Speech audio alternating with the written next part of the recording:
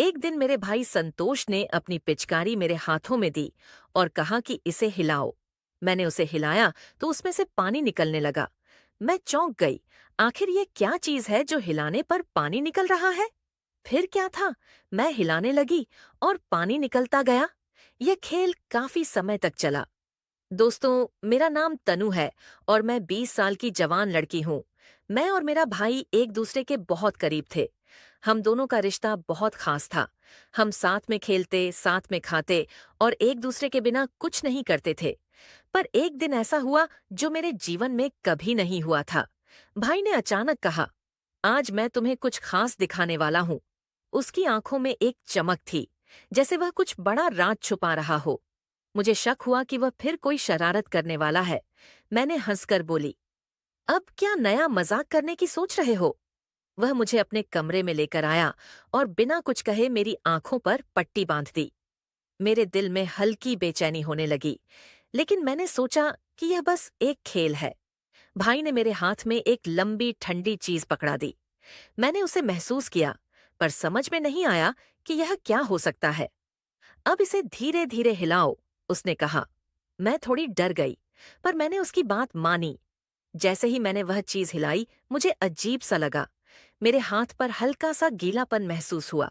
मैं चौंक गई और पूछने लगी, ये क्या हो सकता है? भाई ने फिर से हंसते हुए कहा, तुम सही कर रही हो, इसे थोड़ी और जोर से हिलाओ। मैं उलझन में थी, लेकिन उसकी हंसी ने मुझे और उत्सुक बना दिया। मैंने और जोर से हिलाया और तभी मेरे हाथ पर कुछ और गीला महसूस हुआ। अब मेरा मन डर और उत्सुकता से भर गया था। मैंने सोचा, भाई क्या करने की कोशिश कर रहा है? वह लगातार मुझे हंसते हुए देख रहा था, जैसे उसे बहुत मजा आ रहा हो। मैं फिर से सोचने लगी कि यह क्या चीज हो सकती है। और थोड़ा हिलाओ, भाई ने कहा। अभी असली मजा आना बाकी है। मेरे मन में सवाल उठने लगे। क्या वह मुझसे कोई बड़ा मजाक कर रहा है? मेरे हाथ पर पानी की धार और तेज हो गई। मैंने कहा, भाई, अब बता दो ये क्या है? पर उसने सिर्फ मुस्कुरा कर कहा, बस थोड़ी और सब्र रखो, सब समझ आ जाएगा। मैं अब काफी घबरा गई थी, लेकिन भाई की बात सुनकर मैं रुकी नहीं। मैं फिर से हिम्मत जुटाई और उस चीज को फिर से हिलाया। इस बार पानी की धार मेरे कपड़ों पर गिर गई। भाई, ये तो अब बर्दाश्त के बाहर हो रहा है, मैंने कहा। वह हंसकर बोला, थोड़ा और, फिर सब साफ हो जाएगा। मैं सोच रही थी कि आखिर भाई क्या छुपा रहा है। हर बार जब मैं उसे हिलाती, पानी की धार बढ़ती जाती। मुझे लगा शायद यह कोई जादू या ट्रिक है जो मुझे समझ नहीं आ रही। पर मैंने हार नहीं मानी और फिर से जोर से हिलाया। भाई की हंसी अब और भी ज्यादा जोर से होने लगी थी। मुझे लगा कि जल्द ही इसका राज खुलने वाला है। जैसे जैसे वक्त बीत रहा था, मेरी बेचैनी बढ़ रही थी। मेरे मन में हजारों सवाल उठ रहे थे। क्या यह कोई जादू है या फिर कोई रहस्यमय खेल? मैंने सोचा, भाई का चेहरा देखकर लग रहा था कि वह कुछ बड़ा छुपा रहा है। मैं फिर से हिम्मत जुटाई और वह चीज और जोर से हिलाई। इस बार पानी की धार मेरे चेहरे पर आ गई। मैं हड़बड़ा गई और अपनी पट्टी को खोलने की कोशिश करने लगी। पर भाई ने कहा, अभी नहीं, थोड़ा और, फिर तुम खुद ही समझ जाओगी। मैं हैरान थी कि वह ऐसा क्यों कह रहा है। उसने मुझसे फिर कहा, यह सब तुम्हारे लिए ही है, थोड़ा और सब्र रखो। मैं अपनी आंखें बंद की और फिर से वह चीज हिलाने लगी। अब तो पानी पूरे कमरे में फैल चुका था। भाई ने कहा, अब समय आ गया है। मैंने सोचा कि शायद अब इस रहस्य का खुलासा होने वाला है। मैं तैयार हो गई थी कि जो भी हो, मैं उससे सामना करूंगी। भाई ने कहा, अब अपनी आंखों की पट्टी खोलो। मैं धीरे धीरे अपनी आंखों से पट्टी खोली। मेरी आंखों के सामने जो था, उसे देखकर मैं दंग रह गई। वह कुछ और नहीं, बल्कि एक साधारण होली की पिचकारी थी। भाई जोर से हंसने लगा और मैं भी उसकी शरारत पर हंस पड़ी। भाई की हंसी ने मेरे चेहरे पर भी मुस्कान ला दी। मुझे लगा कि यह बस एक शरारत है, लेकिन कमरे की स्थिति देखकर मुझे थोड़ी झुंझलाहट भी हुई।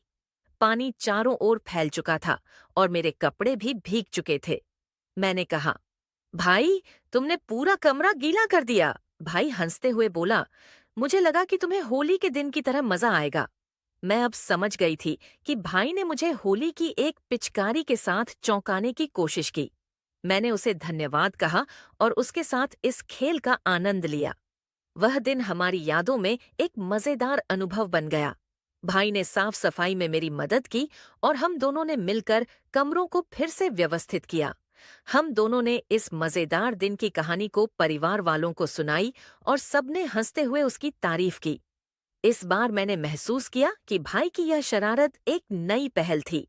हमें एक दूसरे के साथ ज्यादा समय बिताने की जरूरत थी और ऐसे छोटे छोटे मजेदार पल हमारे रिश्ते को और भी ज्यादा मजबूत बनाते हैं।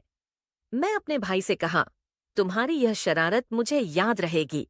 भाई ने हंसते हुए कहा, तुम्हें कोई भी शरारत नहीं, बस मजा ही आएगा। हम दोनों ने फिर से खेलना शुरू किया और पूरे दिन मस्ती की। भाई की शरारत ने मेरे दिल को छू लिया और हमें एक दूसरे के करीब ला दिया। उसके बाद से हमने नए परिवार के साथ मिलकर और भी मजेदार गतिविधियों की योजना बनाई और सभी को शामिल किया। यह दिन हमारे परिवार के लिए भी एक यादगार दिन बन गया। भाई के साथ बिताए गए यह पल हमेशा मेरे दिल में बसे रहेंगे। समय के साथ हमने यह सीखा कि एक दूसरे के साथ हंसी और मजाक हमारे रिश्ते को और भी मजबूत बनाता है। हमारे बीच की दोस्ती और भी गहरी हो गई। हर साल होली के दिन हम एक दूसरे को कुछ खास तरीके से चौंकाने की कोशिश करते हैं। यह एक परंपरा बन गई जिसे हम बड़े मजे के साथ निभाते हैं। परिवार वाले भी हमारी इस परंपरा का आनंद लेते हैं और हर साल इसे उत्सव के साथ मनाते हैं। भाई के साथ बिताए गए यह पल हमेशा मेरे चेहरे पर मुस्कान लाते हैं और मेरे दिल को खुशी से भर देते हैं। हमारी यह परंपरा पूरे परिवार में फैल गई। हर कोई इस दिन को बड़ी खुशी के साथ मनाता है और एक दूसरे को चौंकाने के नए तरीके खोजता है। यह एक अवसर बन गया है जब हम सभी एक साथ मिलकर हंसते हैं और मजे करते हैं। भाई की इस शरारत ने हमें यह सिखाया कि जीवन में खुश रहना कितना महत्वपूर्ण है। ऐसे पल हमारे रिश्तों को और भी